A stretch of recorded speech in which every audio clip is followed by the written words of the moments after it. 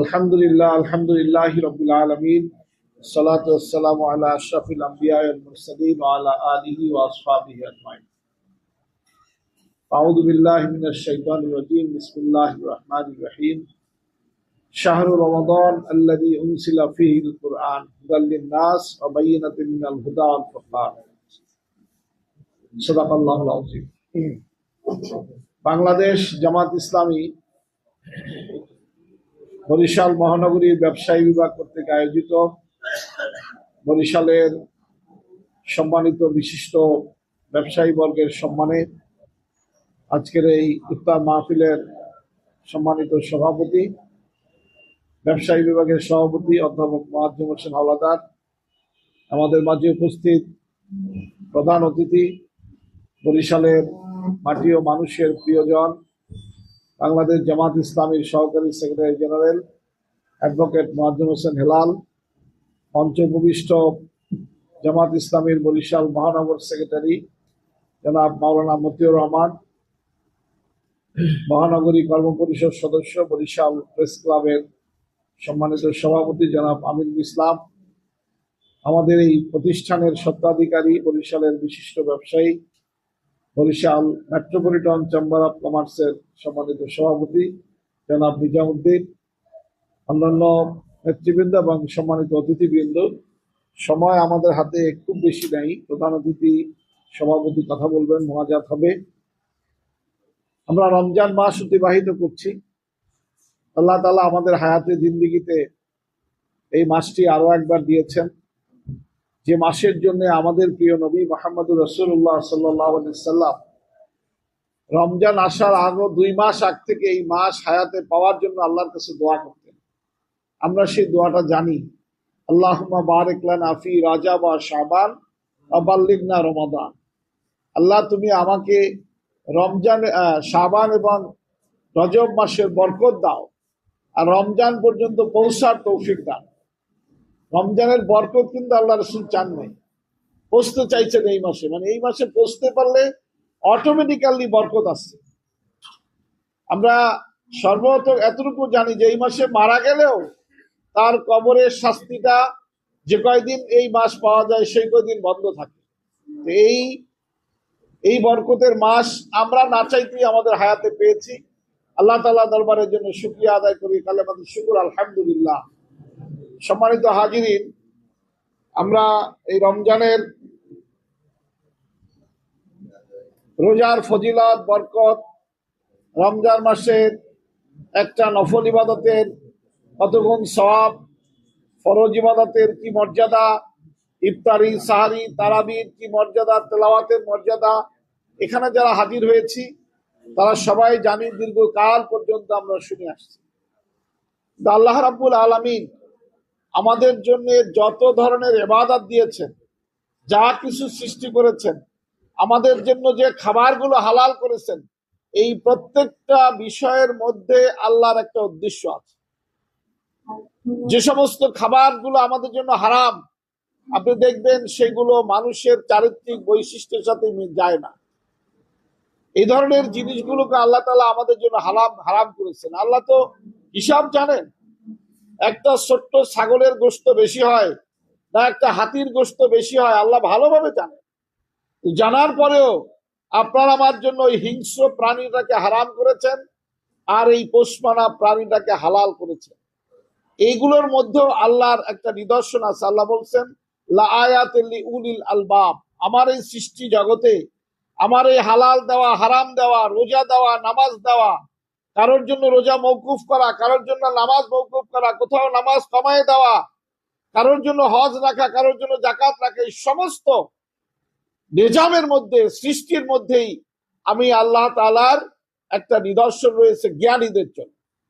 লা আয়াতিল লিউলিল আলবাব, যারা জ্ঞানী, যারা চিন্তাশীল, যারা চিন্তা করবে, তারা দেখবে যে আমার এই সৃষ্টির মধ্যে কতটা, আমার এই সৃষ্টির মধ্যে কি জিনিস রয়েছে, কি হিকমত রয়েছে। তেমনি ভাবেই রোজা আল্লাহ তাআলা আমাদের জন্য ফরজ করেছেন, এই মাসটাকে মর্যাদাবান করেছেন। আমরা জানি রমজানে কোরআন নাজিল হয়েছিল বিধায় এই মাসটাকে সম্মানিত করা হয়েছে। এই মাসের মধ্যে একটি মাস, একটি রাত আছে যে রাতকে হাজার মাসের রাতের থেকে উত্তম বলা হয়েছে। কারণ হলো কোরআন। আর কোরআনটা কেন আসছে আমাদের? কোরআন কি তেলাওয়াতের জন্য আসছে? কোরআন কি মৃত্যু মানুষের জন্য আসছে? আমরা যে দোয়া পড়ি, ইন্না লিল্লাহি ওয়া ইন্না ইলাইহি রাজিউন, একটা মানুষ মারা গেলে আমরা যে দোয়া পড়ি, এই দোয়া কি আসলে মৃত্যু মানুষের জন্য? আমরা মানুষ মারা গেলে হাফেজদেরকে নিয়ে আসি, আলেমদেরকে নিয়ে আসি, চতুর্পাশে লাশের পাশে বসাই দেই, তেলাওয়াত করে, একটা অক্ষর একটা শব্দ কি তার কানে যায়? যদি এই কোরআনের অক্ষর যেত, তাহলে আমার বাবা ডাকতো যাইতো তার কানে, কিছুই যায় না। কিন্তু আমরা মনে করি এই মৃত্যু মানুষের জন্য কোরআন। এই কোরআন পড়াইয়া, ইয়াসিন পড়াইয়া বিদায় দিতে পারলে দুনিয়া একাম কুকাম যা করছে সব বুঝি মাপ। আসলে কিচ্ছু না। এটি একটি ভ্রান্ত ধারণা আমাদের। কোরআন হলো জীবিত মানুষের জন্য। এই জন্য মানুষ মারা গেলে বা কোনো বিপদে পড়লে আমরা দোয়া পড়ি, ইন্না লিল্লাহি, আমরা আল্লাহর জন্য, ওয়া ইন্না ইলাইহি রাজিউন, ছোট একটা বাক্য আল্লাহর, অনেক বড় মেসেজ। তুমি বলো আমি আল্লাহর জন্য, এরকম মৃত্যু আমাকে বরণ করতে হবে, ওয়া ইন্না ইলাইহি রাজিউন, আমাকে আবার ফিরে যেতে হবে আল্লাহর কাছে। সেই ফিরে যাওয়া এবং আমি আল্লাহর জন্য কতটুকু সময়? শুধু কি রোজার মাস? শুধু কি 5 ওয়াক্ত মসজিদে? শুধু কি টাকা থাকলে হজে গিয়া? শুধু কি পয়সা থাকলে জাকাত দিয়েই আমি আল্লাহর জন্য? বাকি সময়টা আমি কার জন্য হবে? আমার তো 24 ঘন্টার সময়। আমার নামাজ পড়তে তো 24 ঘন্টা লাগে না, আমার রোজা 24 ঘন্টা না, তাহলে বাকি সময়টা আমি কার জন্য? গোটা সময় যদি আমরা আল্লাহর হুকুম, এই কোরআন এই জন্যই নাজিল করা হয়েছে, 24 ঘন্টা আমাদের সমস্ত কর্মকাণ্ডে কোরআন থাকবে, তাহলেই আমরা 24 ঘন্টা আল্লাহর জন্য হতে পারবো।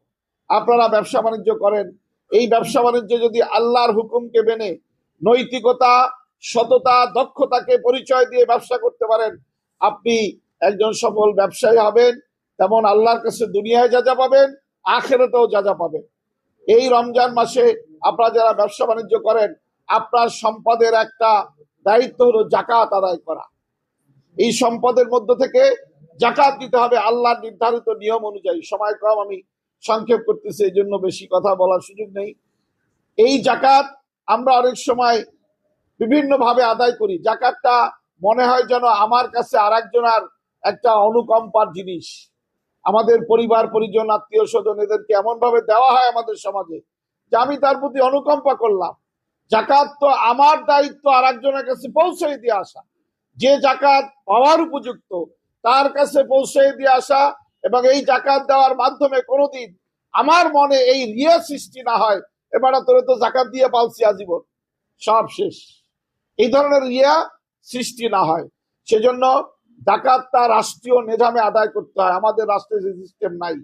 জামাত ইসলামী এই ব্যবস্থাটাকে এমন ভাবে গ্রহণ করেছে, মাসারিফুল জাকাত, 8টি খাত, এই 8 খাতে জামাত ইসলামী জাকাত কালেকশন করে সেই অর্থ সঠিকভাবে মানুষের দুঃখ দুর্দশা যেখানে যেরকম প্রয়োজন হয় সেইখানে তাদের মাঝে পৌঁছে দেওয়ার চেষ্টা করে।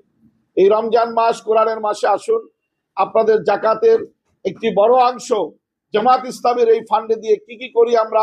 গত বছর আপনাদেরকে অনেকে ডেকেছিলাম, এবার আমরা সুযোগ করতে পারি না, সময় পাইনি, আমরা এই মুহূর্তে বলতেও পারছি না। আপনাদের সাথে আমাদের পেপারস আছে, তার মাধ্যমে আপনারা পাবেন আমরা একটি বছরে কি কাজ করেছি। আমরা কোটি টাকার উপরে জাকাত দিয়ে সামাজিক কাজ করেছি, এবং সংগঠন এই কাজটা করতে গেলে কারোর প্রতি অনুকম্পার বিষয় থাকে না।